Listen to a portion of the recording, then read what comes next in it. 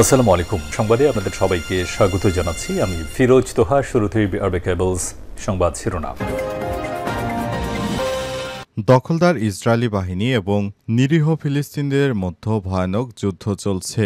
আর এই মুহূর্তে আমাদের হাতে এসছে যুদ্ধের ভয়ঙ্কর কিছু গুরুত্বপূর্ণ আপডেট সংবাদ। প্রথমেই জানাবো, ইসরায়েলের যে দিবাস্বপ্ন কখনোই পূরণ হবে না। দখলদার ইসরায়েল একটা প্রশ্ন বারবারই করে আসছে, তা হলো হামাস আত্মসমর্পণ কবে করবে। কিন্তু এই প্রশ্নটা ভুল, কারণ 2023 সালের 7 অক্টোবর থেকে গাজার ধ্বংসস্তূপের নিচ থেকে যুদ্ধ আর কৌশল নয়, এখন টিকে থাকার এক সংগ্রাম চলছে। হামাসের অস্তিত্ব এখন গোটা ফিলিস্তিন জাতির প্রতীক। এরপর জানাবো, ইসরায়েলে ঝাঁকে ঝাঁকে নামছে মার্কিন সামরিক বিমান। ইসরায়েলে ঝাঁকে ঝাঁকে নামতে শুরু করেছে মার্কিন বিমান। গত 24 ঘন্টায় দেশটিতে মার্কিন সামরিক পরিবহন বিমান অবতরণ করেছে। আগামী 26 এপ্রিল মার্কিন যুক্তরাষ্ট্র এবং ইরানের মধ্যে পারমাণবিক কর্মসূচি নিয়ে যদি কোনো অগ্রগতি না হয়, তাহলে যুক্তরাষ্ট্র এবং ইসরায়েল মিলে ইরানে হামলা চালাবে। এজন্য মার্কিন যুক্তরাষ্ট্র থেকে ইসরায়েলে ঝাঁকে ঝাঁকে যুদ্ধ বিমান নামছে বোমা নিয়ে। এই বোমাগুলো ইরানের পারমাণবিক স্থাপনায় হামলা চালানো হবে। বোমাগুলো বাংকার ব্লাস্টার বোমা। এবারে জানাবো, ইসরায়েলের আকাশে ইয়েমেনিদের ক্ষেপণাস্ত্র হামলা। ইসরায়েলের আকাশে ক্ষেপণাস্ত্র হামলা চালিয়েছে ইয়েমেনের বিদ্রোহী গোষ্ঠী হুতিরা। দেশটির উত্তরাঞ্চলে এই হামলা চালানো হয়েছে। সংবাদ মাধ্যম আল জাজিরার এক প্রতিবেদনে তথ্য জানানো হয়েছে। ইসরায়েলি সেনাবাহিনী জানিয়েছে, ইয়েমেনের হুতি বিদ্রোহীরা উত্তর ইসরায়েলের দিকে একটি ব্যালিস্টিক ক্ষেপণাস্ত্র নিক্ষেপ করেছে। জানাবো, শতাধিক বিনিয়োগকারী নিয়ে ঢাকায় আসছেন চীনের বাণিজ্যমন্ত্রী। শতাধিক বিনিয়োগকারী সহ আগামী মাসে ঢাকায় আসছেন চীনের বাণিজ্যমন্ত্রী। তথ্য নিশ্চিত করেছে ঢাকায় নিযুক্ত চীনের রাষ্ট্রদূত ইয়াওয়েন। এবং সর্বশেষ জানাবো, বিএনপি সরকার গঠন করলে শিক্ষিত বেকার ভাতা চালু করবে তারেক রহমান। দেশে শিক্ষিত কর্মহীন ব্যক্তিদের জন্য বিএনপি বেকার ভাতা চালু করার বিষয়ে কথা ভাবছে। বিএনপির পক্ষ থেকে বলা হয়েছে, আমরা একটি বেকার ভাতা চালু করব। বিশেষ করে যারা শিক্ষিত বেকার রয়েছে তাদের জন্য 1 বছর মেয়াদি একটি বেকার ভাতা চালু করা হবে। ওই 1 বছরের মধ্যে ওই ব্যক্তি যদি চাকরি না পায়, তাহলে সরকারের পক্ষ থেকে তার জন্য চাকরি দেওয়ার ব্যবস্থা করা হবে। এবং বিএনপি ঘোষণা করেছে, সরকারের পক্ষ থেকে আমরা এমন একটি উদ্যোগ নিব যাতে করে 1 বছরের মধ্যে শিক্ষিত বেকারেরা চাকরি পায়। যদি তারা চাকরি না পায়, তাহলে তাদের জন্য এই বেকার ভাতার ব্যবস্থা করা হবে।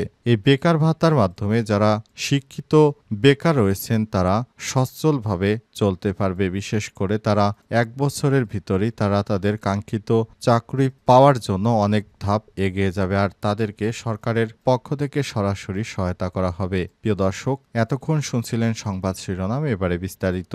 তবে তার আগে বন্ধুরা, অনুরোধ থাকবে সংবাদটিতে একটি লাইক দিন। এই চ্যানেলে আপনি নতুন হয়ে থাকলে আমাদের সংবাদটি দেখতে দেখতে চ্যানেলটি সাবস্ক্রাইব করে রাখুন। কমেন্ট করে বন্ধুরা আপনার মূল্যবান মতামত জানিয়ে দিন আপনি বিশ্বের কোন দেশ থেকে বা বাংলাদেশের কোন স্থান থেকে আমাদের সংবাদটি দেখছেন এবং শুনছেন। আর বন্ধুরা, এই সংবাদটি আপনার সোশ্যাল মিডিয়া ফেসবুকে বন্ধুদের মাঝেও শেয়ার করে দিন।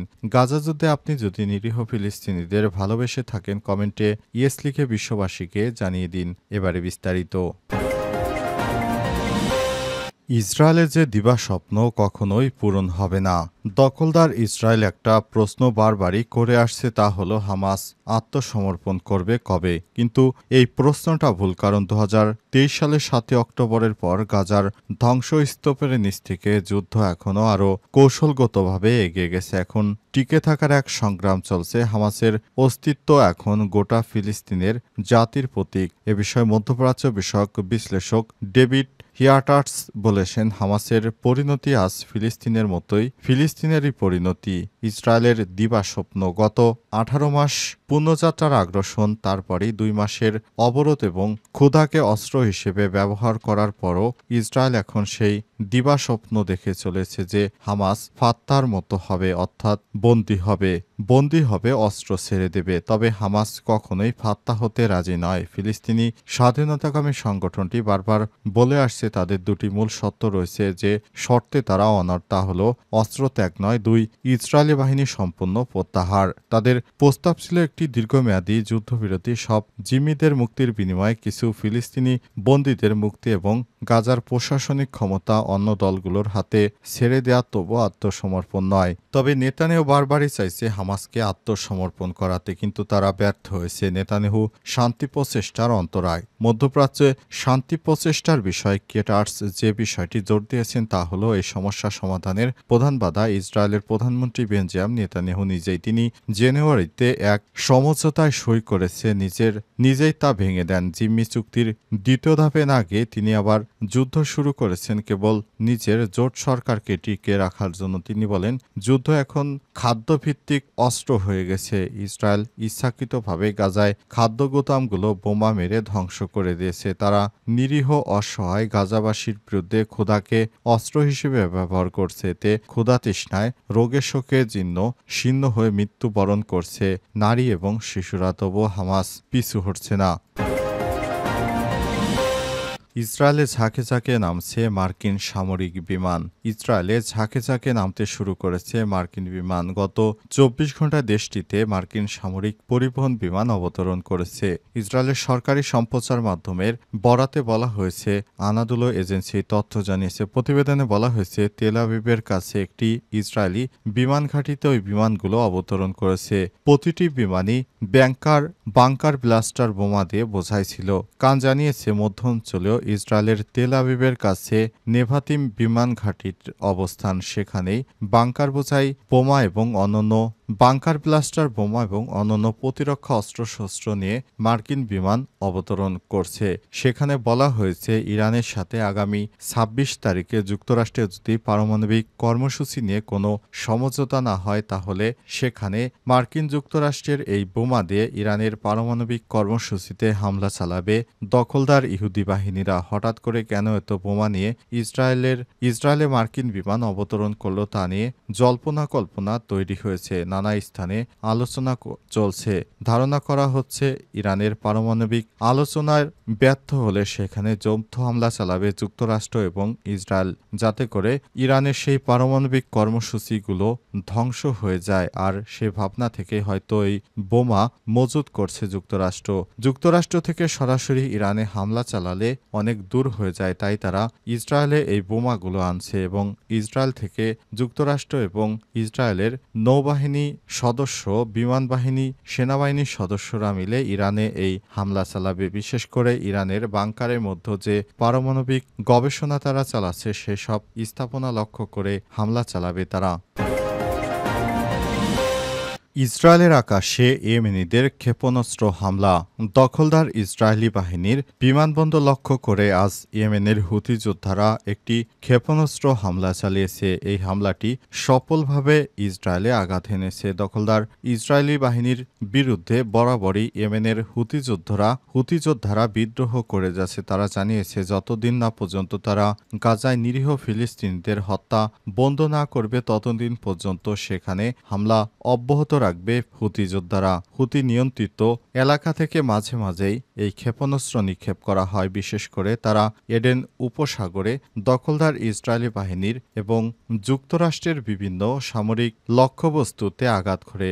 বিশেষ করে যুক্তরাষ্ট্রের বিমানবাহী রণতরীতে 2 দিন আগেও 2টি বিশাল ক্ষেপণাস্ত্র দিয়ে হামলা করেছে হুতি যোদ্ধারা। তাদের এই সফল হামলায় যুক্তরাষ্ট্রের 1 বছরে ক্ষতি হয়েছে $500 মিলিয়ন বেশি। কিন্তু বিপরীতে হুতিদেরও অনেক ক্ষয়ক্ষতি হয়েছে। এ পর্যন্ত হুতি যোদ্ধাদের যুক্তরাষ্ট্রের বিভিন্ন সময় হামলার কারণে অন্তত 42 জন যোদ্ধা নিহত হয়েছে। তবে হুতিরা ঘোষণা দিয়েছে, তারা যতদিন পর্যন্ত তাদের সমর্থন আছে ততদিন পর্যন্ত তারা দখলদার ইসরায়েলের বিরুদ্ধে তাদের এই প্রতিরোধ গড়ে তুলবে। যেভাবে তারা প্রতিরোধ চালিয়ে যাচ্ছে, এভাবেই তারা তাদের প্রতিরোধ চালিয়ে যাবে। তারা দখলদার ইসরায়েলি বাহিনী এবং মার্কিন যুক্তরাষ্ট্রের কাছে কখনোই আত্মসমর্পণ করবে না। ইরান সমর্থিত হুতি গোষ্ঠীদের কারণেই দখলদার ইসরায়েলি বাহিনী এখনও অনেকটা চাপে রয়েছে। বিএনপি সরকার গঠন করলে শিক্ষিত বেকার ভাতা চালু করা হবে বলেন তারেক রহমান। বিএনপির ভারপ্রাপ্ত চেয়ারম্যান তারেক রহমান বলেছেন, বিএনপি যদি ক্ষমতা আসে তাহলে আমরা শিক্ষিত বেকার ভাতা চালু করব। এ বিষয়ে ভাবছে দলের ভারপ্রাপ্ত চেয়ারম্যান তারেক রহমান। তিনি বলেন, আমরা চেষ্টা করছি যারা চাকরি পাননি তাদের জন্য একটা শিক্ষিত বেকার ভাতার ব্যবস্থা করব। এটা 1 বছর পর্যন্ত থাকবে। এরই মধ্যে সরকার তাদের কর্মসংস্থানের চেষ্টা করবে। শিক্ষিত বেকারেরাও তাদের কর্মসংস্থানের চেষ্টা করবেন।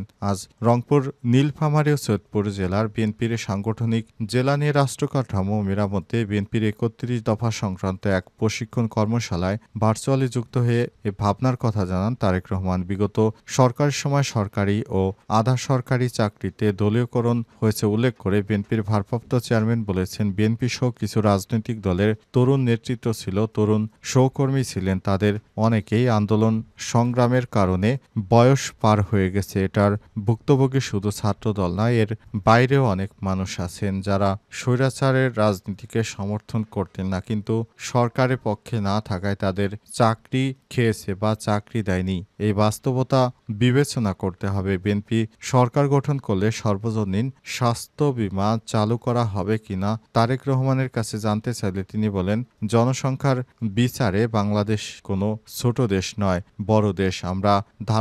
আমার ধারণা এই মুহূর্তে বাংলাদেশের জনসংখ্যা কোনো ক্রমেই 20 কোটির কম নয়। 20 কোটি মানুষকে স্বাস্থ্যসেবা দিতে হলে বিরাট বাজেট প্রয়োজন। প্রচুর মানুষ অসুস্থ হতে পারে বিভিন্ন কারণে। তিস্তা মহাপরিকল্পনা বাস্তবায়ন ও রংপুর বিভাগের অর্থনৈতিক বৈষম্য নিয়ে বিএনপির পরিকল্পনা নিয়ে জানতে চাইলে তারেক রহমান বলেছেন, রংপুর বিভাগে 3 কোটি মানুষের কম বেশি ওতপ্রোতভাবে তিস্তার সঙ্গে যুক্ত। কাজেই তিস্তা আমাদের জন্য একটি গুরুত্বপূর্ণ ইস্যু।